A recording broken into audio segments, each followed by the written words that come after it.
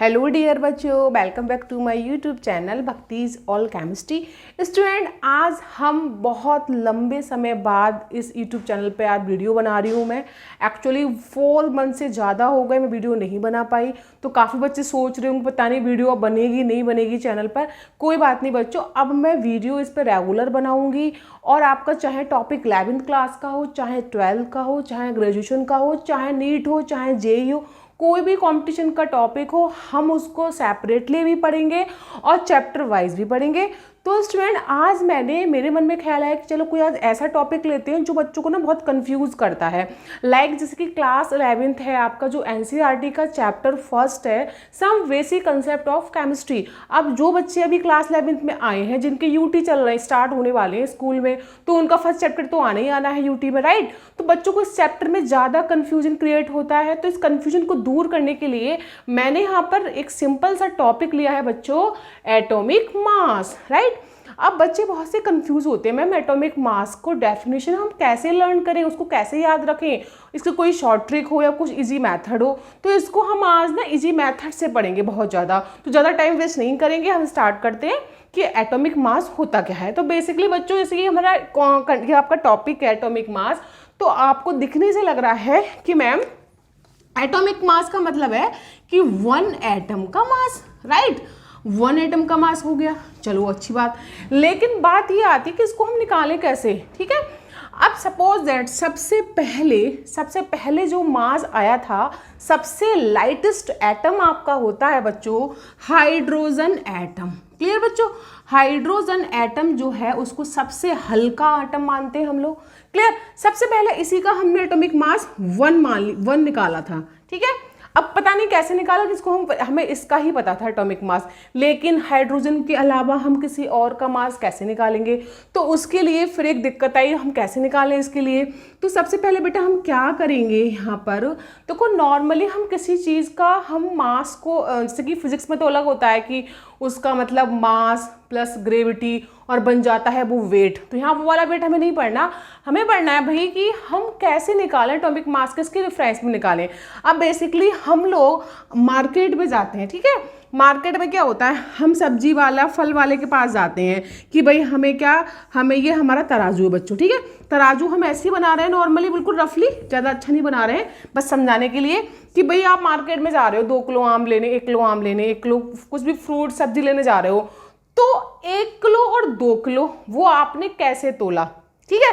तो उसमें आपने किसको रेफरेंस माना, आपने रेफरेंस माना, नहीं माना किसी के लिए, किसको माना रेफरेंस हमने उस बाट को माना, ठीक है। तो बाट को हमने रेफरेंस माना, तो हमने क्या बोला भाई 1 किलो का बाट है, इसमें 1 kg। अब इसी के अकॉर्डिंग हम इसमें क्या, ये हमने बना दिए मैंगो, हमने इसमें 1 किलो मैंगो रख दिए अपने तराजू में। तो यहाँ पर हमने, तभी तो हमें विश्वास हुआ कि भाई ये तो 1 किलो को बाट रखा है और इसमें फाइनली 1 किलो आम होगा, तो ये ठीक होगा, इसका मतलब ये 1 किलो है। क्लियर। तो वैसे ही स्टूडेंट, हम यहाँ पर केमिस्ट्री में भी तो यही प्रॉब्लम है। केमिस्ट्री में हमने किसको बाट माना है भाई। केमिस्ट्री में हम ऐसे बोल देते हैं कि इसका एटॉमिक मास ऑक्सीजन का इतना, हीलियम का इतना, आर्गन का इतना, क्लोरीन का इतना। तो उसमें भी तो किसी को रेफरेंस माना होगा। जब हम नॉर्मली इसमें बाट को रेफरेंस मानते हैं, तो हमने केमिस्ट्री में भी किसी को रेफरेंस माना होगा, राइट। तो हमने यहाँ पे क्या किया बच्चों, जैसे ही हम कोई चीज़ लेने जाते हैं तो हम बाट को रेफरेंस मानते हैं, उसी के कंपेयर में देखते हैं कि हमारा इतना अमाउंट हो गया, राइट। वैसे ही बेटा केमिस्ट्री में हमने किसको रेफरेंस माना है, हमने माना है कार्बन 12 को रेफरेंस, राइट। तो कार्बन 12 को हमने रेफरेंस मान लिया। हमने बोला भाई कार्बन 12 जो है, अच्छा कार्बन 12 क्या है, ये कार्बन का एक आइसोटोप्स है भाई। कार्बन के तो 3 आइसोटोप्स होते हैं ना, 12, 13, 14, जिसका एटॉमिक मास 12 हो, 13 हो, 14 हो। तो हमने क्या करा, हमने अपनी केमिस्ट्री में किसी एटम का मास जानने के लिए हमने कार्बन 12 को रेफरेंस मान लिया, ठीक है। अब बात क्या आई, हम कैसे जाने कि वही ऑक्सीजन का मास, उसका मास, आर्गन का मास। तो उसके लिए बेटा एक बस आपको इतना ध्यान रखना है, मैं सबसे पहले यहाँ बनाती हूँ एक, ये हमने बनाया पिज़्ज़ा। क्लियर, चलो। अब पिज़्ज़ा ये गोल होता है लेकिन बड़ा वाला पिज़्ज़ा है। अब इस पिज़्ज़े में देखो बेटा ऐसे मानो 12 स्लाइस है, 1 2 3 4 5 6 7 8 9 10। अब इसमें 2 हम मतलब छोटा कर लेते हैं इसको, ये ठीक है।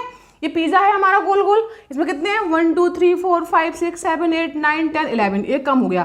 तो हम ऐसा करते हैं एक छोटा सा और बना लेते हैं यहीं पर साइड में। लो अब 12 हो गए बेटा, ठीक है। तो 12 के लिए 1 2 3 4 5 6 7 8 9 10 11 12 हो गए, राइट। अब मैं आपसे बोलूं कि भाई इस पिज़्ज़ा में कितने पोर्शन है 12, ठीक है। हमने 12 ही क्यों लिया, क्योंकि हमारे कार्बन के पास 12 एटॉमिक मास है, राइट। मैं आपसे बोलूं कि मैं इस पिज़्ज़ा का अगर एक स्लाइस निकाल लेती हूँ, 12 में से एक हमने कट कर लिया, तो मैं ये बोल सकती हूँ उसको 1/12 है ना, 1/12 बोल दिया हमने आराम से कि भाई एक का जो मास होगा ये पूरे 12 का एक भाग, 12 हिस्सों का एक भाग, तो 1/12 हम लिख सकते हैं मैथमेटिक्स में, आराम से पढ़ते आ रहे हैं बचपन से। 1/12 हो गया ना, क्लियर। अब 1/12 हो गया, तो मैंने इसी चीज को, इसी फॉर्मूला को अप्लाई किया। आप जब इसे कभी नहीं भूलोगे लाइफ में। अगर आपको एटॉमिक मास की डेफिनेशन याद करनी है तो आप याद रखना कि हमको ना एक पिज़्ज़ा खाना है, पिज़्ज़ा में बड़ा वाला पिज़्ज़ा है, उसमें 12 स्लाइस हैं, उसमें से हमने एक स्लाइस तोड़ के निकाल लिया है। जो एक स्लाइस का जो हमारा क्या है, उसका 1/12वां जो भाग है बेटा ये वाला, उसी को हम बोलते हैं एटॉमिक मास। तो यहां हमने पिज़्ज़ा लिया है, लेकिन हमें पिज़्ज़ा हम क्या लेंगे कार्बन 12, यानी कार्बन के जो 12 भाग हैं, इन कार्बन के जो 12 पार्ट्स हैं, 12 पार्ट्स हैं, उसका एक पार्ट्स, ठीक है, उसका एक पार्ट्स को हम कैसे लिखेंगे 1/12, 12 में से एक लिया, तो 1/12 भाग जो होगा बेटा वही हमारा होगा एटॉमिक मास। मैं सोचती हूँ इससे आसान तो आपको कहीं नहीं मिलेगा, लेकिन इससे आसान आप इस वे से नहीं समझ सकते, ये आसान वे है इसका, राइट। तो मैं क्या बोलूंगी भाई एटॉमिक मास बराबर 1/12, मतलब 12वां भाग लिया है मैंने, कार्बन 12 का 12वां भाग, यानी कार्बन 12 के पास 12 पार्ट्स हैं इक्वल, उसका मैंने एक पार्ट्स लिया, तो 1/12वां किसका कार्बन 12 है ना, किसका कार्बन 12 का। तो मैं क्या बोला बच्चा कि भाई एटॉमिक मास क्या होता है 1/12 पार्ट ऑफ कार्बन 12, राइट। ये हमारा बेटा आ गया फॉर्मूला, इसी को हम बोलते हैं एटॉमिक मास।